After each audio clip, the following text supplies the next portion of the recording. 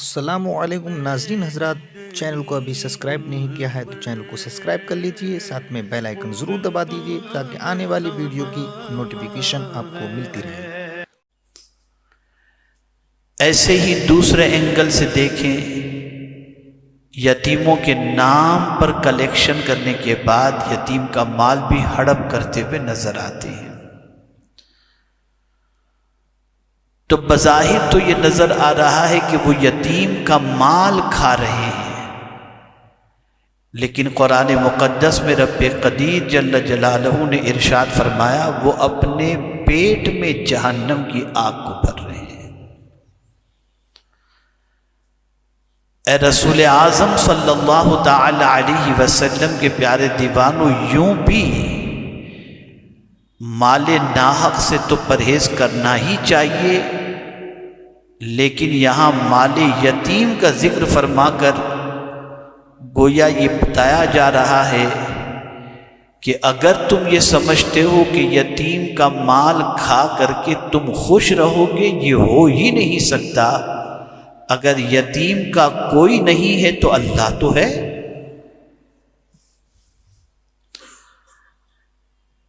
تو اس بات کو ہمیشہ ذہن کے اندر رکھنا چاہیے کہ کبھی کسی یتیم کا حق اگر ہم پر نکلتا ہو تو اس کی ادائیگی کے اندر قطعی طور پر کوتاہی نہیں برتنی چاہیے، بلکہ یتیم کی پرورش کرو، یتیم کی ذمہ داری لو، یتیم کا خیال کرو۔ بلکہ حضور صلی اللہ علیہ وسلم ارشاد فرماتے ہیں جس دسترخوان پر یتیم بیٹھا ہو اس دسترخوان میں اللہ برکتیں عطا فرماتا ہے۔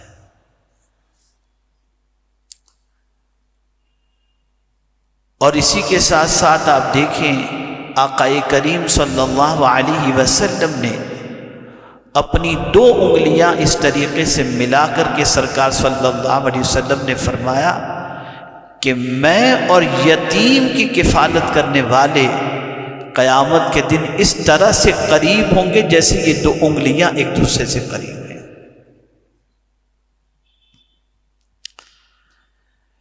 رسول رحمت صلی اللہ علیہ وسلم کی بارگاہ میں ایک صحابی حاضر آئے اور عرض کرنے لگے فداک بأبی انت و امی یا رسول اللہ صلی اللہ تعالی علیہ وسلم،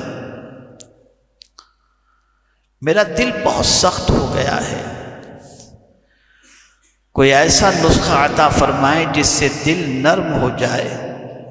تو آقا کریم صلی اللہ علیہ وسلم نے ارشاد فرمایا کسی یتیم کے سر پر ہاتھ رکھ دو، اللہ تمہارے دل کو نرم کر دے گا۔ یہاں بڑی پیاری بات میں آپ کی سماعتوں کے حوالے کروں کہ آقا کریم صلی اللہ علیہ وسلم معاشرے کے ہر اس شخص کو عزت دینے کے لیے آئے جن کو دنیا ذلیل سمجھتی تھی، ہر گرتوں کو اٹھانے کے لیے حضور تشریف لائے۔ بیوہ کی کوئی عزت نہیں تھی، حضور صلی اللہ علیہ وسلم نے بیوہ سے شادی کر کے ان کا مقام بلند کر دیا۔ یتیم کی کوئی عزت نہیں تھی، خود مصطفیٰ جان رحمت صلی اللہ علیہ وسلم در یتیم اس فرش گیتی پر بن کر تشریف لائے اور بتا دیا کہ یتیم ہونا عیب کی بات نہیں ہے، تمہارے نبی کی سنت ہے۔ بلکہ ایک اور بات میں آپ کی سماعتوں کے حوالے کروں، کبھی ایسا بھی ہوتا ہے کہ یتیم دروازے پر مانگنے کے لیے آ جاتا ہے یا ضرورت اپنی پیش کرتا ہے تو یہ سمجھ کے انسان دھکے مار کے نکال دیتا ہے کہ اس کا ہے کون، باپ تو ہے نہیں، چاہے وہ رشتہ داری کیوں نہ ہو۔ تو ایسے جرم کرنے والے کے بارے میں قرآن نے کیا کہا؟ ارأیت الذی یکذب بالدین فذلک الذی یدعو الیتیم، کیا تم نے دین جھٹلانے والوں کو دیکھا جو یتیموں کو دھکا دیتے ہیں؟ یعنی یتیم کو دھکا دینا یہ دین جھٹلانے کے برابر ہے۔ یہ معمولی جرم نہیں ہے۔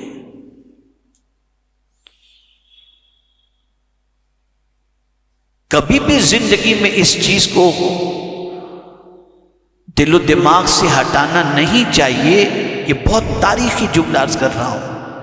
اگر بظاہر کسی کا کوئی نظر نہیں آتا، یہ سمجھ لیجئے گا آپ، بظاہر جیسے یتیم ہیں، مسکین ہیں، بیوہ ہے، مطلقہ ہے، ہم کو لگتا ہے اس کا کوئی ہے نہیں، کبھی نہیں سوچنا کہ اس کا کوئی نہیں۔ جس کا کوئی نہیں اس کا خدا تو ہے۔ اس لیے جتنے بھی مجبور و بے کس ملیں گے آپ کو، ان کی فریاد اللہ عز و جل نے وضاحت کے ساتھ فرمائی ہے کہ ان کی فریاد اللہ سنتا ہے۔ بے قرار کی فریاد، مظلوم کی فریاد، مسکین کی فریاد، اور یہ بتا دیا گیا جس کا کوئی نہیں ہے اس کا خدا تو ہے۔ اس لیے کبھی کسی بے سہارا کو مجبور نہیں سمجھنا چاہیے۔ مجھے یہاں پر ایک واقعہ یاد آتا ہے کہ اللہ اکبر، ایک بادشاہ دریا کے کنارے پر سیر کے لیے نکلا، ایک جھوپڑا دیکھا اس نے، ایک بڑھیا کا جھوپڑا تھا، لیکن وہاں سے جو اس کو نظر آتا تھا سورج، وہ اتنا خوبصورت دکھائی دیتا تھا کہ اس کے دل میں خیال پیدا ہوا کہ یہاں اگر میں اپنا بنگلہ وغیرہ بنا لوں تو منظر بڑا اچھا ہے۔ بڑھیا سے کہا مائی تیری کٹیا ہم کو بیچ دے، شہر میں تجھے اچھا گھر دلا دیتے ہیں۔ تو یہ بھی میں آپ کو بوڑھے لوگوں کی سائیکولوجی بتا دوں۔ بوڑھے لوگوں کی سائیکولوجی یہ کہ وہ جہاں کئی عرصہ گزار چکے ہوں نا، پھر وہ جگہ چھوڑنا نہیں چاہتے، ان کو وہی اچھا لگتا ہے۔ بھئی میرا دل تو یہاں لگ گیا۔ میں نے بہت سارے ایسے مالداروں کو دیکھا جن کے ماں باپ گاؤں میں رہتے ہیں، یو پی میں، بہار میں، ادھر ادھر، اور یہ یہاں پر بچے لوگ بنگلے میں رہتے ہیں، ماں وہاں پر بالکل سمپل مکان کے اندر، تو لاتے ہیں یہاں پر اپنی ماں اور اپنے باپ کو کہ کچھ دن یہاں ساتھ میں گزارے، لیکن بیمار پڑ جاتے ہیں، نہیں رہ پاتے یہاں، ہم کو وہی اچھا لگتا ہے۔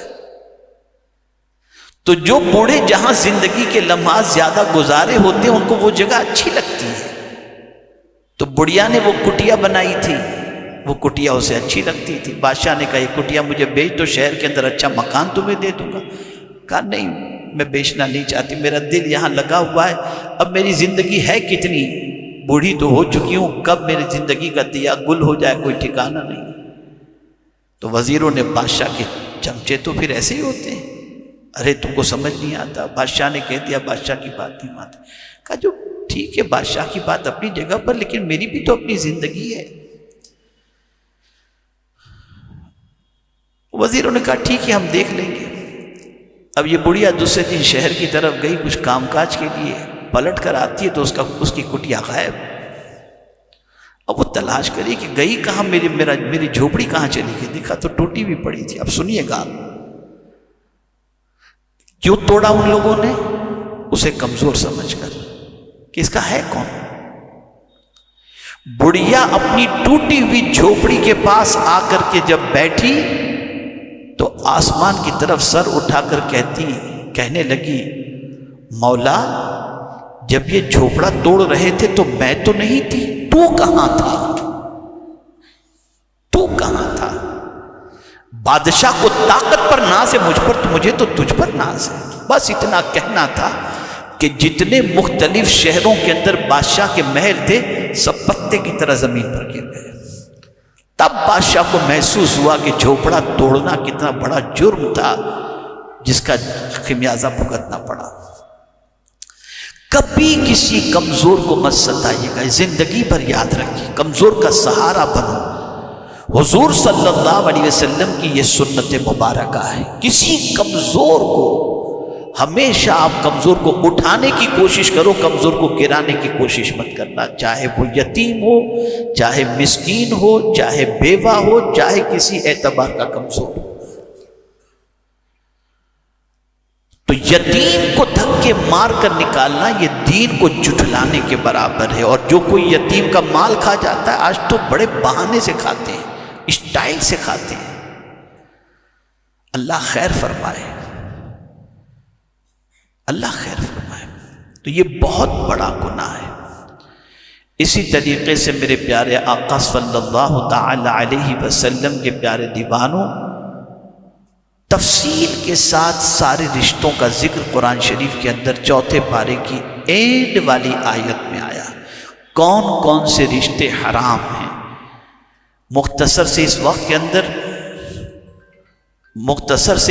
کے اندر میں ان سارے رشتوں کی تفصیلات آپ کو نہیں بتا سکتا، لیکن اتنا ضرور عرض کروں گا کہ چوتھے پارے کی آخری آیت کو اچھی طرح سے ترجمے کے ساتھ پڑھ لو، آپ کو پتہ چل جائے گا کہ کون کون سے رشتوں کو اللہ عز و جل نے حرام فرمایا۔ حرام سے مراد ہے کہ کن سے شادی ہو سکتی ہے، کن سے نہیں ہو سکتی۔ اسی کے ساتھ ساتھ ایک بہت اہم آیت آئی۔ انسان یہ سمجھتا ہے کہ میں نیکی کر کے جنت میں چلا جاؤں گا، اس میں کوئی شک نہیں۔ آج بھی وہ آیت آئی، وَمَن يُطِعِ اللَّهَ وَرَسُولَهُ فَأُولَٰئِكَ مَعَ الَّذِينَ أَنْعَمَ اللَّهُ عَلَيْهِم مِّنَ النَّبِيِّينَ وَالصِّدِّيقِينَ وَالشُّهَدَاءِ وَالصَّالِحِينَ وَحَسُنَ أُولَٰئِكَ رَفِيقًا۔ تو جو اللہ عز و جل اور اس کے رسول صلی اللہ علیہ وسلم کی اطاعت کرتا ہے، اس کے بارے میں قرآن کہتا ہے کہ قیامت کے دن، یہ آیت کریمہ در حقیقت اتنا عظیم پیغام ہے کہ حضرت ثوبان رضی اللہ المولا تبارک و تعالی عنہ حضور صلی اللہ علیہ وسلم کی بارگاہ میں حاضر آئے تو چہرہ اترا ہوا تھا، ایک دم اترا ہوا۔ قربان جائیے میرے آقا صلی اللہ علیہ وسلم کی عظمت پر۔ اپنے غلام کے اترے ہوئے چہرے کو دیکھا تو فوراً پوچھا، کیا بات ہے ثوبان، طبیعت تو ٹھیک ہے تمہاری، کوئی گھر میں مسئلہ تو نہیں ہوا؟ عرض کرتے نہیں حضور کچھ بھی نہیں۔ پھر تمہارا چہرہ کیوں اترا ہوا ہے؟ تو عرض کرتے حضور ایک تصور نے مجھے بے چین کر دیا۔ آقا کریم صلی اللہ علیہ وسلم نے فرمایا کس تصور نے؟ تو عرض کرتے حضور یہاں آپ کا چہرہ نظر نہیں آتا تو طبیعت بے چین ہو جاتی ہے، قیامت کے دن جنت میں پتہ نہیں آپ کہاں ہوں گے اور ہم کہاں ہوں گے۔ اگر جنت میں آپ کے روح زیبا کی زیارت نصیب نہیں ہوئی تو ہمارا کیا ہوگا؟ بس غلام نے اتنا تڑپ کر کے کہا کہ رب قدیر نے فوراً آیت کریمہ نازل فرما دی کہ جو اللہ اور اس کے رسول کی اطاعت کرے قیامت کے دن وہ انبیاء کے ساتھ ہوگا، صدیقین کے ساتھ ہوگا، شہداء کے ساتھ ہوگا، صالحین کے ساتھ ہوگا، اور یہ کیا ہی اچھے دوست ہیں۔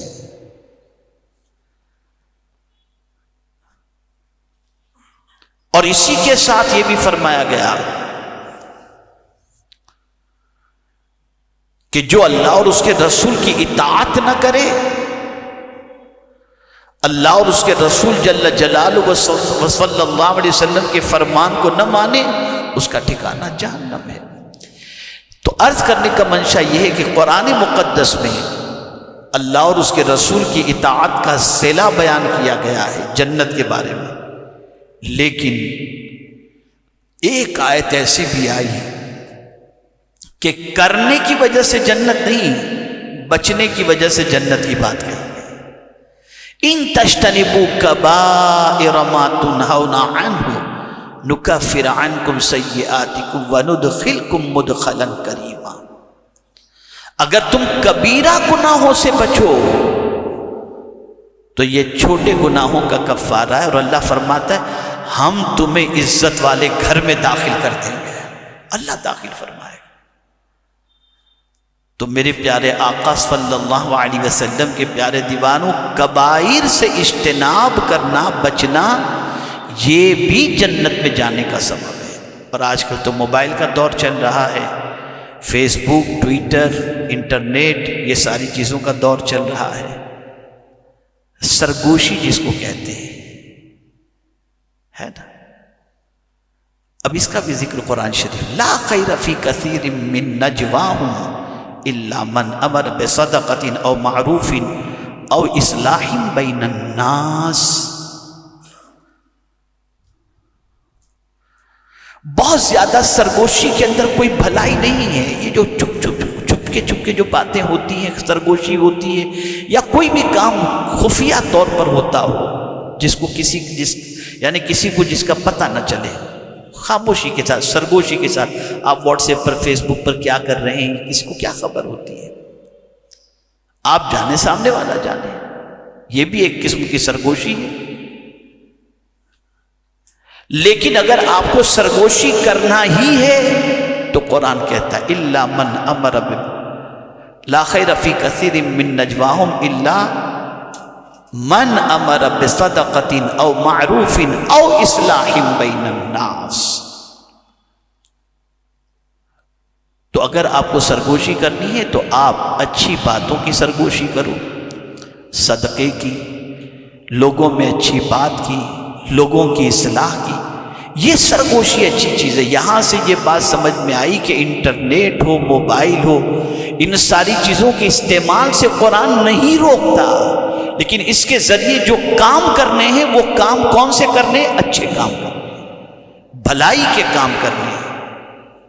اس لیے کہ ظاہر سی بات ہے کہ گناہ جب ان کے ذریعے پھیل رہا ہے تو ان ذرائع کے ذریعے تم اچھی باتوں کو پھیلاؤ، بھلائی کی باتوں کو پھیلاؤ. اگر تم بھلائی کی باتیں اسی تیزی سے پھیلا رہے ہو جتنی تیزی کے ساتھ برائیاں پھیل رہی ہیں تو برائیوں کا سد باب ہوگا، گناہ سے آدمی رکے گا. اب آج کوئی انٹرنیٹ کے بغیر جی نہیں پاتا، موبائل کے بغیر جی نہیں پاتا، فیس بک کے بغیر جی نہیں پاتا، تو آپ اس میں اچھائیوں کا کام کیجئے، اس کا ثواب ملے گا آپ کو. اور ایک آیت جو 5ویں پارے کی آخری آیت ہے وہ بہت اہم آیت ہے، اور میں سمجھتا ہوں کہ اس آیت کو انسان دل و دماغ کے اندر محفوظ کر لے تو اس کے دنیا اور آخرت کے سارے مسئلوں کا سولیوشن موجود ہے. اللہ فرماتے ما یفعل اللہ بعذابکم، اللہ تم کو عذاب دے کر کیا کرے گا؟ کیا کرے گا اللہ تم کو عذاب دے کر؟ ایسا تو ہے نہیں کہ تم کو عذاب دے کر یعنی اس کی شان بڑھ جائے گی، وہ تو پہلے سے عظمت والی شان کا ہے، مالک ہے، وہ عظیم ہے پہلے سے. وہ کیا کرے گا تم کو عذاب دے کر؟ پوری دنیا جانتی ہے اس کی طاقت کے بارے میں. ایک اشارہ فرما دے تو 2 سیکنڈ کے اندر پوری دنیا ملبے کے خاک میں تبدیل ہو جائے، ملبے کے ڈھیر میں تبدیل ہو جائے. تو کیا کرے گا تم کو عذاب دے کر؟ لیکن اگر تم اس کے عذاب سے بچنا چاہتے ہو، اس کی پکڑ سے بچنا چاہتے ہو، تو نسخہ تمہیں عطا فرما دیا. پکڑ کی وجہ کیا بیان فرمائی؟ ما یفعل اللہ بعذابکم ان شکرتم، اگر تم شکر ادا کرو. شکر کے معنی قدر کے بھی ہوتا ہے، یعنی کسی چیز کی قدر کرنا. شکر کے معنی اللہ کی نعمتوں کے ملنے پر اس کا شکر ادا کرنا. اس کی بھی کئی قسمیں ہیں، جیسے الحمدللہ کہہ کر شکر ادا کرنا، نعمتوں کا صحیح استعمال کر کے نعمتوں کی قدر کرنا، سجدے میں جا کر کے شکر ادا کرنا. یہ سب طریقے، نماز شکرانے کے طور پر ادا کرنا، یہ سب شکرانے کے طریقے. اس وقت بندے کی پوزیشن یہ ہے کہ پانی پلانے والے کو تو تھینک یو کہہ دیتا ہے، لیکن پینے کے بعد الحمدللہ کہہ کے اللہ کا شکر ادا نہیں کرتا. ساری کائنات کا شکر ادا کرنے کے لیے تیار ہے، خدا کا شکر ادا نہیں کرنا. آقا کریم رؤوف الرحیم علیہ التحیۃ والتسلیم جب رات کی تنہائی میں کثرت سے نوافل پڑھتے، یہاں تک کہ پائے مبارک پر ورم آ جاتا، تو ام المؤمنین حضرت عائشہ صدیقہ رضی اللہ تعالیٰ عنہ عرض کرتی ہیں، یا رسول اللہ صلی اللہ تعالی علیہ وسلم، کیا پروردگار جل جلالہ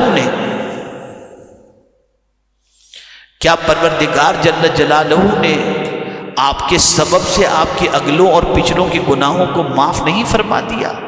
پھر اتنی عبادت، اتنا لمبا قیام، اتنے سجدے. اب سرکار کا جواب سنیے. آقا کریم صلی اللہ علیہ وسلم فرماتے افلا اکون عبدا شکورا، کیا میں اپنے رب کا شکر گزار بندہ نہ بنوں؟ سوچئے آپ، ہمارے یہاں جو سب سے بڑی کمی ہے وہ شکر کی کمی ہے.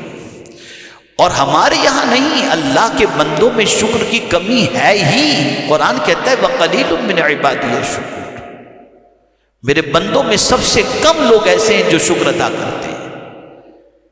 بہت کچھ ہوتے ہوئے بھی شکوہ ختم نہیں ہوتا۔ جس کسی کو دیکھو اللہ کی شکایت اس کی زبان پر نظر آئے گی، شکر کی بولی ختم۔ اور اگر کوئی شکر ادا کرتا ہے اللہ اسے عذاب نہیں دیتا، اللہ عذاب نہیں دیتا۔ اگر کوئی شکر ادا کرے تو پھر اللہ کرتا کیا ہے؟ لَإِن شَكَرْتُمْ لَأَزِيدَنَّكُمْ، اللہ تم کو اور زیادہ عطا کرتا۔